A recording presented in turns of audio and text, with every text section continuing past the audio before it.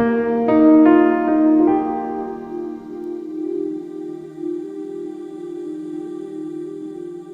this video, I'm going to talk about a lens that I normally shoot my YouTube videos with, and that is the FUJIFILM XF 16mm f2.8. Toward the end of this video, I'm going to have photo samples. If you want to skip to the photo samples, I'll put the timestamp in the description below. This lens was released in April of 2019, and it's a part of the Compact Prime series of lenses, along with the 23mm, 35mm, and 50mm compact primes. It has an aperture range of f2.8 to f22. It has 10 elements in 8 groups. It has a quiet and fast autofocus system. Fuji advertises it as water and dust resistant. And this 16mm focal length on a Fujifilm camera is the equivalent of a 24mm on a full frame. So why did I buy this lens? Right off the bat, I liked the idea of having a 24mm equivalent on my Fujifilm camera. At that time, it was in my X-T2. I have since changed that to the X-H1. I already owned the 35mm and was really impressed with that, so I felt pretty safe getting the 16mm. But before I bought, I looked at reviews and read some stuff online, and everything I read spoke pretty highly of this model. And the fact that these compact primes are reasonably priced made it even more feasible for me to get this lens. So after a few months of using it, what do I like about this lens? Well, first off, image quality is awesome. It's sharp all the way around. It has really good colors and detail. I like that it has a fairly close focus distance, so it makes it easier to fill the frame with a strong foreground element when I'm doing street photography.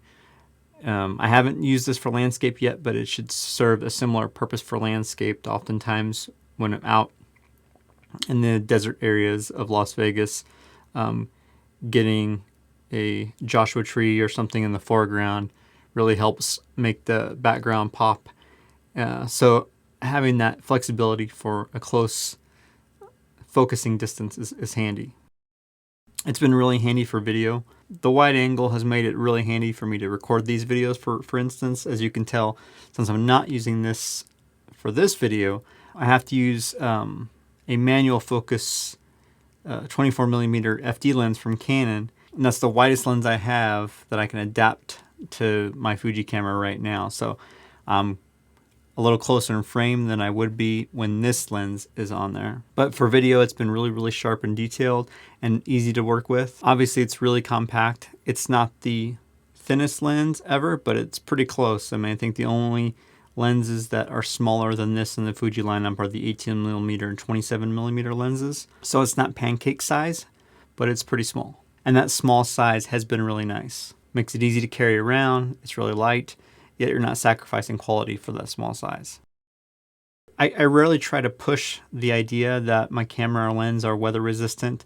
That being said, my X-H1 and this are weather resistant, so it's nice to not have to worry about that if I'm out shooting street photography and it does start to rain or whatnot. The focus system is nice. The autofocus is smooth and fast, and the focus ring itself has a nice feel to it. One of the most exciting things for me about the entire Fujifilm system before I even jumped in was the build quality of all their products.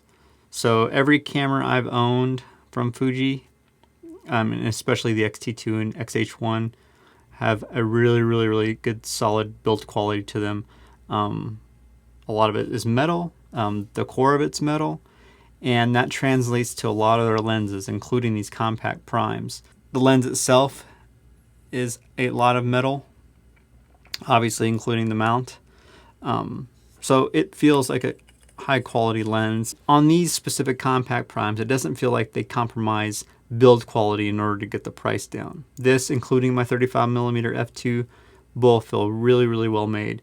And that really is one of my favorite things about these lenses. And that would be one of the things I would miss if I were to ever leave the Fuji system, are the build quality of the lenses. One of the other things I really, really like about these lenses is the fact that there is an actual aperture ring on the lens itself, which is fairly unique to a digital camera system. Since I'm into film photography and I shoot a lot of film, I appreciate the throwback to those kinds of cameras in the Fuji system. That includes the ability to adjust your shutter speed and ISO with dials, but it also extends to being able to adjust your aperture and having an aperture ring on many of these lenses, and especially these compact primes. That's really awesome to me.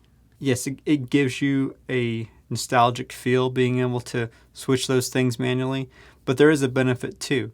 Again, anything that helps you slow down and focus on what you're doing, give more thought to your shot, can be a benefit. But you don't have to use that. You can set all these things to auto. You can set one aspect of it to auto and the other to manual, just like with any other digital camera setup.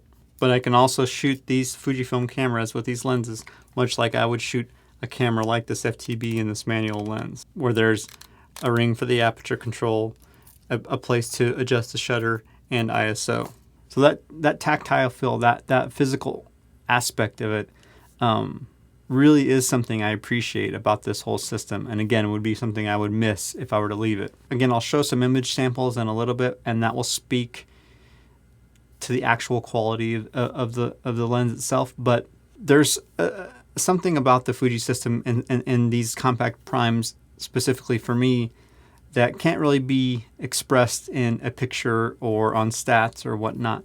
I like investing in gear that I feel like is going to last a while, not only physically, but with usability. I don't think Fujifilm's dropping this X series of cameras anytime soon, so my 35, my 16mm lenses are going to be investments that I can use for quite a while. And they have great build quality, great design, so I feel good about investing in a system like that I feel like it really has a really solid feature from a company that really cares about maintaining a quality line of products and continues to add to it. Those are all the things I really like about it and that have struck a chord with me. There are possibly some negatives depending on how you look at this lens. One possible negative is that it only opens up to f2.8. When you compare that to the first 16mm lens that they released, which is 16mm 1.4, the 1.4 obviously gives you more flexibility with your aperture.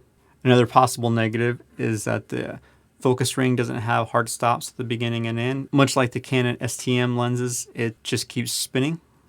Not a huge deal, especially since there's a focus distance scale in the viewfinder and the LCD screen, and you also have focus assist with focus peaking. So that's really not a huge deal, but if you're used to the hard stops on a focus ring, then this will be slightly different to get used to. One little negative for me was that this doesn't have the same exact filter ring size as the 35mm. I'm not quite sure if the other ones have the similar ring as the 35 or the 16, but it would have been nice if they had the same filter ring diameter. Another possible negative for some people, for me it's not, is the design and size. I think there is a psychological thing. Some people like the larger, heftier lenses. They like that look, they like that feel. And if that's the case, yeah, these compact primes aren't for you. But to me, the design and size is not a huge deal. I like having the option for small compact lenses that are easier to pack into a smaller bag. So who is this lens for? Well, honestly, I think it's usable for any X series Fujifilm camera owner. A 24mm equivalent focal length is versatile and can do a lot. If you're strictly a still photo person and you already have the 16mm 1.4 and you have no issue with the large size of that lens and the autofocus speed, then this won't do much for you.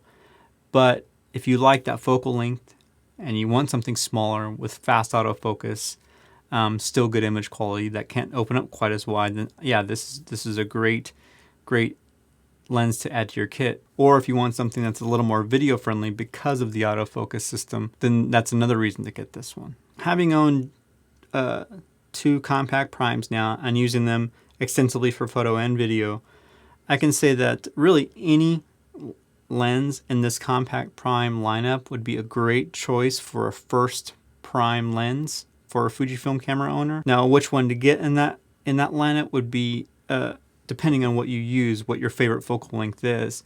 If you've shot a lot of digital photography before, oftentimes you can go through your Lightroom catalog and see what focal lengths do I shoot a lot of pictures at, and then kind of pick something close to that range. I tended to gravitate more towards the 50mm focal length So the first one I got was the 35mm f2, and then I added the 16mm later. And I knew if nothing else, the 16mm would be really handy for video, because in tight spaces like I shoot these videos in, I wanted that wider angle. So that's pretty much it. I don't think I've said anything here that you probably haven't heard if you've watched other reviews, but I want to start talking about all the tools I use for photography and video and filmmaking, and this 16mm has been one of my most used lenses because of these videos and because of some of the street photography I've been shooting with it.